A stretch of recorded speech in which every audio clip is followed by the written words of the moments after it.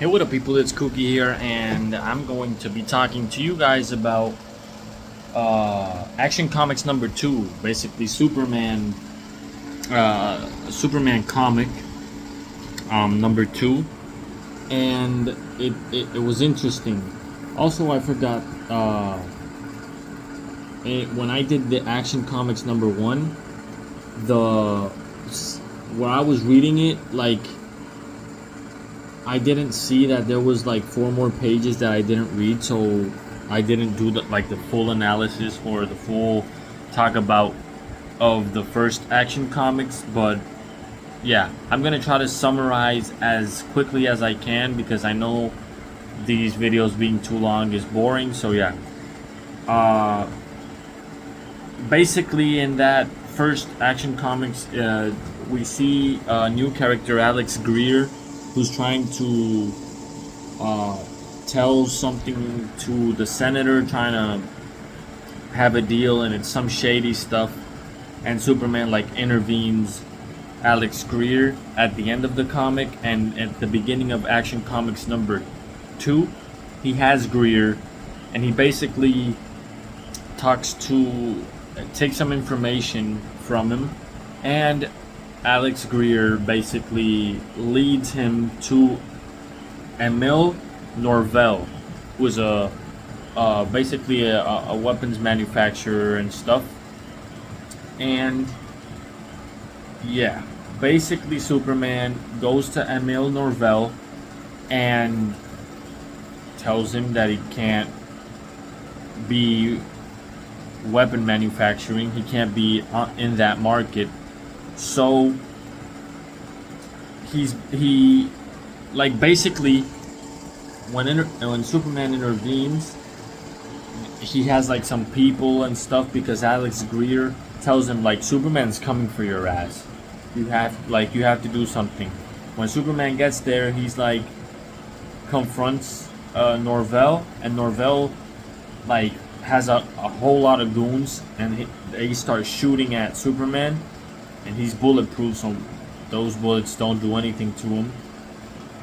And yeah, he then takes Norvell and tells him, long story short, it's like he tells him, you have to take like a ferry, like a boat or something, to, it's like a war, what's the name of the war, or the place that he tells him to go somewhere in the ferry, and like to get out of where they're at, and like basically start a new life or something. And he goes in that ship, but he's like, I'm not gonna do what Superman told me. So he then tries to like escape the boat and stuff. Not escape the boat, but it was like, I'm not gonna do what Superman told me. I'm gonna do whatever I want. So Superman confronts him in the boat, and they basically push him off the boat. I don't know how they managed to push Superman off the boat, him and his and the people and the goons. So he falls to the water, he swims, and at the next day, Superman confronts Norvell again, and he's like, either you join the war, like join the army, or there's gonna be consequences and stuff. So Norvell's like, I can't kill this dude. This dude is bulletproof, so I'm just gonna join the war, and then I'll escape it eventually. So he joins the war, and when that is happening, a new character named Lola Cortez is like goes to a hotel, because Lois Lane also went in the boat to go to the war site and all that, all for publicity. He was he was with Clark Kent, and they were both supposed to be there like for reporting and stuff. And when Lois Lane gets in the hotel, he meets Lola Cortez, and apparently she had like some kind of document and stuff, censored document, some important documentation from the army or stuff, and she puts that document in Lois Lane's like room, and the people, the agents start to like check every room and see that the document is in Lois Lane's room, so they sentence her like for death at the next day. And yeah, so when they're about to basically execute Lois Lane, Superman appears and rescues Lois Lane, and basically tells her you have to go back to America, and yeah, don't stay here. And she's like, okay, and she leaves. While that is happening, Emil Norvell gets like traumatized by the war. He's like, oh my god, like all this killing and all and that, and a soldier tells him, you see, it's different when you're at the other side of the weapons manufacturer, because you manufacture the weapons, but you're not in direct contact with what that weapon does, which is destruction.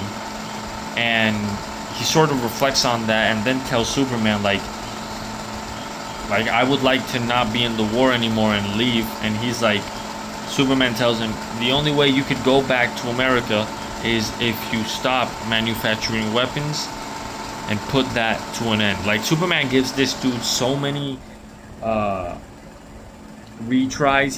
He can keep, like, he doesn't knock his ass out and stuff. He's just like, he like sort of believes that this dude can actually turn for the better.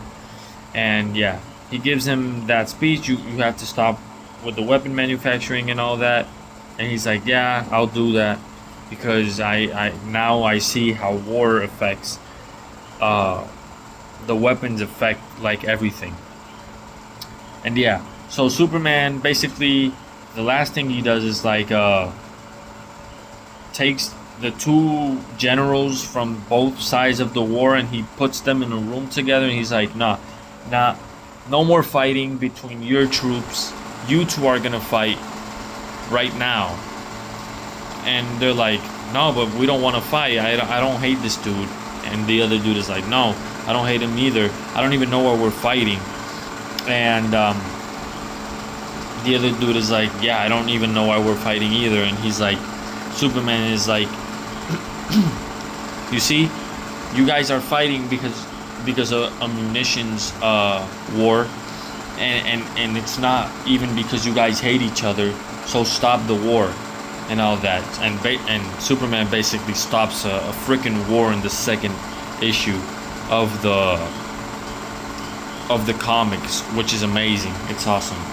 And yeah, the power rankings of the characters vary a little bit in this comic due to the events of this comic. And number one is obviously Superman, which he's up there by a landslide. Like, a much better character has to come to be better than Superman right now in that first tier. And yeah, Superman is up there. He's like so badass.